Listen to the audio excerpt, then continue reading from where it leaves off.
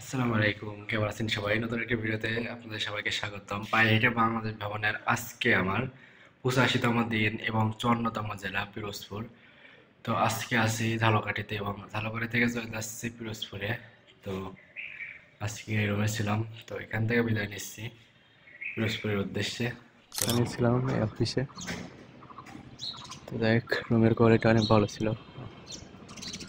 এখন বিদায় নিচ্ছি। তো এখন আমি আছি গাবখান সেতুর উপরে। আর কালকেও গেছি এই গাবখান সেতুর উপর দিয়েই এবং আজকেও যাচ্ছি। কালকে বেতাগী উপজেলা থেকে ঝালকাঠি গাবখান সেতু হয়ে গেছি এই সেতু হয়ে, এবং আজকে এই ঝালকাঠি থেকে পিরোজপুর যাচ্ছি এই গাবখান সেতুর উপর দিয়েই।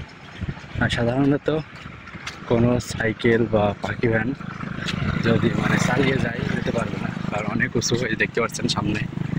এক ভাই হেঁটে যাচ্ছে, ওঠার সময় হেঁটে যাচ্ছে, কিন্তু নামার সময় আবার সাইকেলে চলে যাবে বা মাটি নিয়ে যাচ্ছে ট্রলারে করে। তো মনে হচ্ছে ট্রলার তলিয়ে গেছে,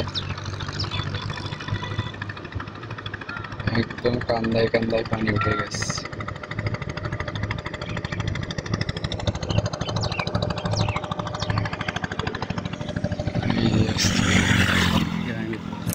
তারপরে মেন হাইওয়ে থেকে গ্রামে চলে আসলাম এবং গ্রামে দেখি একটা স্কুল, যেটা চারু খান স্কুল সরকারি প্রাথমিক বিদ্যালয়। এখানে খেলা হচ্ছে, সাংস্কৃতিক অনুষ্ঠান হবে আর কি। তো যেসব খেলাধুলা হয় আর কি প্রত্যেকটা স্কুলেই, তো এখানে হচ্ছে। ভাই ভাই এই যে জঙ্গলে, আমি জঙ্গলে হারাইছি। এদিকে পানি যাচ্ছে, ওদিকে আজকে আবার কোথায় যাচ্ছে আমি নিজেও জানি না। লোকেশন অনুযায়ী যাচ্ছে, তো এর কারণে জঙ্গলেই চলে আসলাম একবারে। কি অবস্থা!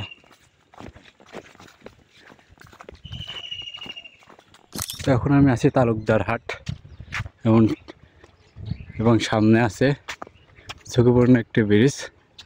অনেক পুরনো ব্রিজ, ভেঙে গেছে আবার ওদিকে কাঠ বাঁশ দিয়ে তৈরি করেছে।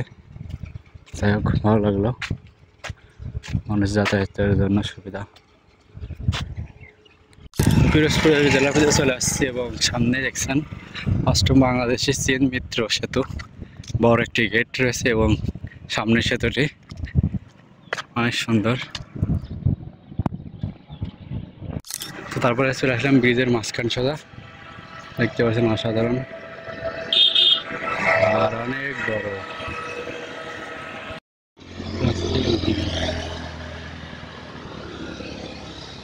তো তারপরে চলে আসলাম পিরোজপুর সার্কিট হাউসে।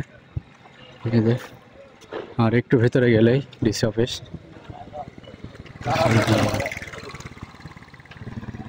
তারপরে চলে আসলাম ডিসি অফিসে, আলহামদুলিল্লাহ। তো আজকে এই পর্যন্তই, এবং আগামীকালকে চলে যাব বাগেরহাটের উদ্দেশ্যে সার্কিট হাউসে, এবং আজকে রাতে সার্কিট হাউসে থাকবো। তো অনেক সুন্দর সার্কিট হাউস, দেখতে পাচ্ছেন বিভিন্ন ধরনের ফুল ফুটে আছে, ভালো লাগলো। Pirojpur circuit house.